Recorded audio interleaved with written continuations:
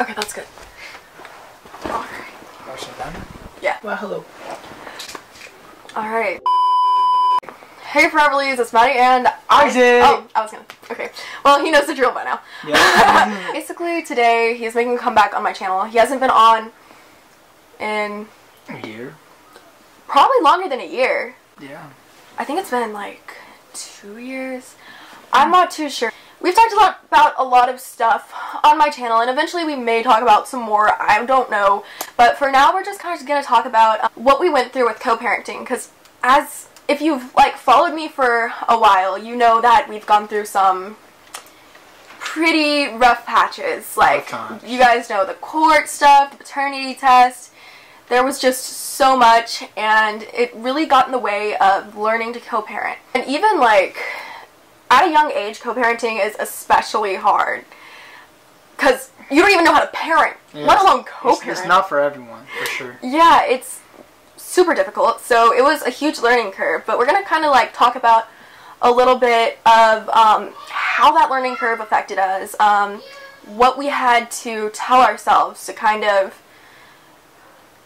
teach ourselves to co-parent when we didn't even really know how to parent at the time. But we're going to start with something like a bit more simple, and we've actually fought over this before, which even though it's super simple, we've definitely fought over it. Just like the times for visitation, because when you're co-parenting, we both want her. Yeah. As much as possible. Yeah, but the times was something that we kind of both struggled on agreeing on, because for me, personally, whenever I have that time without Everly, I want to go out and hang out with friends. I want to go out and, like, get my nails done or something, or do something for me.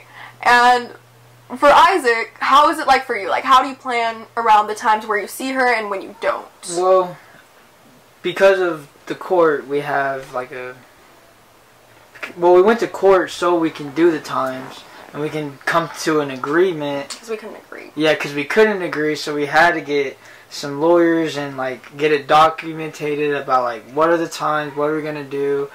And honestly, that was the best for us, because obviously we couldn't, like, figure it out, so we just had the grown-ups do it for us. And it's just been working ever since. Like, I always plan for, like, the day that I have her to go do something, or if sometimes that, like, if Maddie has to go out of town, or if I have to, or something comes up, I always, like, we're always trying to make sure, like, we always get that same amount of time, make sure, like, everything is cool with each other. Like, for instance, if you're going out of town this day, I would reschedule on this day. Like, it's just conversating. Like, that's just, it is. Communication is definitely key. Like, Definitely. I don't know, something that I realized is you have to, like, if you're struggling with the times, you have to, like, tell the other parent that you want to change the times. Because for us, it was easiest to just go to court, get this mandated schedule, for them to tell us when and where and how. And then once we had this, like, guideline, we were able to tweak it a little bit to work better for us. And sometimes we kind of, like, argued about tweaking it, but we kind of figured out that, like, if it's convenient, okay, so for me, if it's convenient, like, I have Everly all the time except for when she's at Isaac's house. Yeah. But if it's convenient for him to see her, like, if he's off work and he wants to switch the day because he works the night of one of the days or something like that, I kind of had to help myself realize that that's because he wants to make the most of his time with her. Like, he doesn't want to have to be getting ready for work and, like, taking a pre-work nap, as he does, I love my before he gets Everly. He wants to spend that quality time, and kind of working with that person to pick out the right times and days that work for them is really good, even if it feels like you're kind of tugging on yourself and, like, giving something up. Like, we had, I think, a Friday, like, way back when, and I had fun with this Friday. This was before COVID, so I could, like, go out and hang out with my friends. And you're like, can we switch it to Tuesday? And I was so mad because I'm like, okay, I'm gonna have to get my mom to babysit. Like, it was rough. So I was just like, no, we can't. I don't remember which day it was, but I just straight up said no. No. And that's not something you can do because your child, they love both parents and they want to see both parents, and you can't just be like, no, that doesn't work for me. It's not what works for you. It's what works for your kid. Yeah, that's the best way to put it. Okay, I talk a lot, so I'll let you elaborate a little bit more if you want to. I mean, you basically got it down to the point. Just us two communicating about when and where, what we're gonna do. Like, it's just communicating. Like, yes. You can't, like, that's just the easiest way. If you can't sit there and just grow up about it and have a communication with your baby mama or your baby daddy to talk about your kid's life and and their future, like if you're not even grown up enough to even do that, then you shouldn't have one at all. I was gonna say something, I forgot. You just want to switch over to something else, or I want to remember what I was gonna say, because I remember, like, I literally had to hold my tongue when you were talking because I don't let you talk, and it was something that, like, I wanted to say, and it was like a good point. Oh dang, I'm sorry. Oh, it's okay. I don't remember. Well, how would you remember my thoughts? I don't know. Oh, okay, I don't remember what I was going to say. So one of the things that has helped so much is Everly having an iPad and being able to contact both of us. Because whenever she wants to talk to Isaac, she'll call him. And whenever she wants to talk to me at his house, she'll call me. And I feel like, for me at least, it's just like a kind of like extra security to know that if she wants to talk to me, if she misses me, she'll be able to call me. And probably the same for him. Like, it's really nice. Especially, she's so young, but she still knows how to, like... It's so cute. It's really so cute how she knows how to work it. But just being able to, like, talk to her while she's at the other parent's house is a big help. Like, I used to ask him whenever she'd be over there, I'm like, hey, I would just call him, hey, can I talk to Everly? Like, I had no shame. I'll just call him and be like, hey, can you give the phone to Everly? Like, I knew I was probably embarrassing myself, but I had zero shame. Just communication.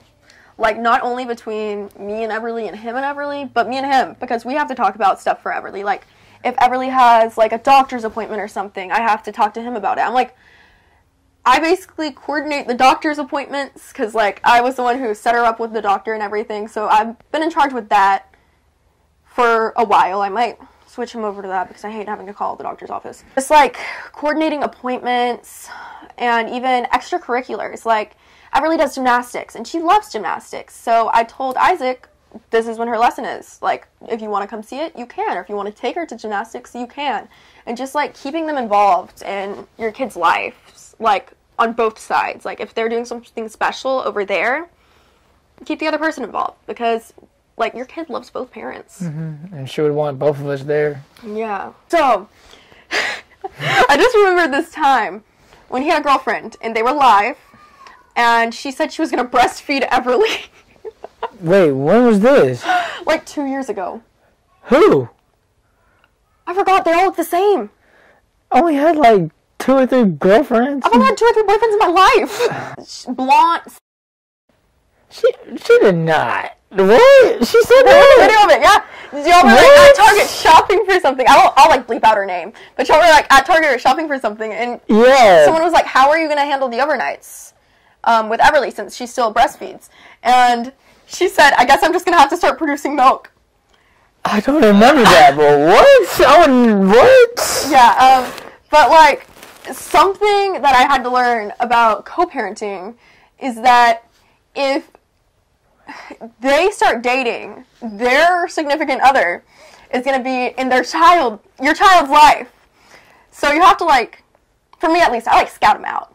Mm-hmm. Like, I'll do background checks and stuff. Just make sure it's someone I want her to be around. And make sure, like, whenever you start dating again or something, like, whenever I started getting back into the dating scene, I made sure that I was really sure about a relationship before I introduced them into Everly. And, like, on both sides, you kind of have to talk about, like, boundaries with having boyfriends or girlfriends and, like, how that could affect Everly and kind of, like, I don't know, just, you have to get along with whoever they're dating because they're going to be in your kid's life. So you have to get along with them. Mm-hmm. Even if you don't like them, you just have to stay civil. Yeah. And, like, I don't know, there's been a lot of stuff that, like, you've dated people and they've pissed me off, but I just haven't said anything. There have been times where your boyfriends have pissed me off, but it's whatever. I'm just gonna bite my lip. No, say it, please. I'm interested. I don't talk to either of them anymore. It's just like, for me, you're gonna date someone, right? Boy, like, either I'm gonna date a girl, or she's gonna date a guy. Or a girl. Or a girl, whoever she chooses. Like, you just gotta know that whoever you're with, whoever that person that you're with, is gonna rub on Everly. Like, that's gonna be the person she's gonna grow up to. Because she's gonna look up to, because that's basically her second mom and her second dad. Yeah. Like, it's just, like, you gotta find that person that, like, you would want for the best for your kid. Like, you know what I mean? But, like, there'd be, like, times where, yeah, my girlfriend would probably say something dumb, or something about her being a mother, or something, like, where she has no part of, and then, like, then again, there's times where, like, your boyfriend will be like, well, I'm the father, I'm this, Did like, you I'm, really? Yeah, like, it's just, like, he's gonna know your boundaries. I don't like him either. Yeah, I don't like him either. Okay, It's okay. cool. I'm glad we're on the same page. But another thing is setting the boundaries with that other person. Yeah. Because that's true. They need to know that, like, this is a privilege to know Everly. Yeah. Like, and you're not, like, I made it clear to one of my exes, I don't remember who, that they're not going to, like, replace you, and they don't need to be a father figure. Like, whenever I'm dating, I tell guys, I'm not looking for a stepdad. Like, I'm looking for a boyfriend, not a stepdad. I don't need you to be a stepdad. I need you to be a good person, but I don't need you to play house with me. I don't need you to pretend to be a stepdaddy. Like, something that I have to be really careful about is making sure they don't try to take on a fatherly role. Because if they dip, then they're still going to act like that and just leave Everly wondering, like... Yeah, I don't want that. Yeah, especially having multiple fathers and multiple mothers. Yeah, and, like no. How I am with my stepdad, Sam, we're so close. And I mean, if him and my mom ever divorced, I know he's not my biological dad, but I'd still go over for visitation. Like, I'd let him have custody, too. Like, it has to be someone who...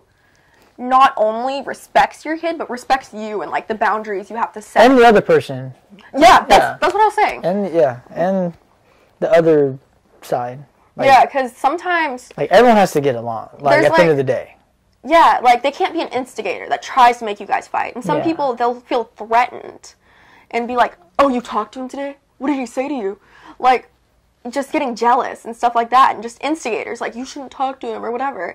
And that's just not somebody to put in your life, especially for your co-parenting relationship, because that's going to hurt not only the co-parenting, but the kid involved. And that's literally the most important party. It's the most important thing. I think the main thing really, I'm going to try to wrap up because I know I talk a lot, but the main thing really is that you kind of have to take all these grudges and let go of them. They're not going to help you. They're only going to hurt you.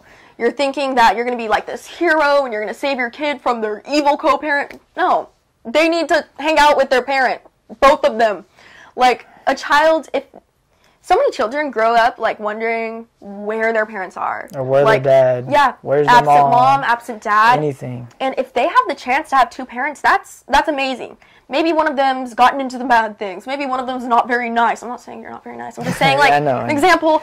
But, or maybe not the best person or the best... yeah, but... anything. Your child deserves to know both of their parents. And if you, as a parent, keep your child from knowing the other person, unless they're, like, a convicted killer, that's understandable. But if you keep your child from knowing their parent, they're going to hold you accountable for that. So just kind of letting go of... I know a lot of people who co-parent, they've had, like, messy divorces, and that's what makes them have, like, split custody. You have to let go of that. Like, my mom and dad, they had a messy divorce, but they're still... it wasn't really that messy, but they still co-parent for us. They stay in touch. They keep each other updated, and it works out really well for us and just everyone in our family. So just kind of, like, letting go of everything and focusing on the child, because that's all that really matters. Yep. But... enough said. Yeah, in no way are we co-parenting pros. We're still learning ourselves. Yeah. No one's perfect. No one's going to know the answers to everything. It's life. You have to learn. Yeah, this is more just advice. But that's going to be it for this video. So if you want to see more, my Instagram will be linked in the bio. Make sure you go like and subscribe. I will see y'all in the next video. Peace. Bye, guys. I'm just going to make another one of those edits with your weird faces.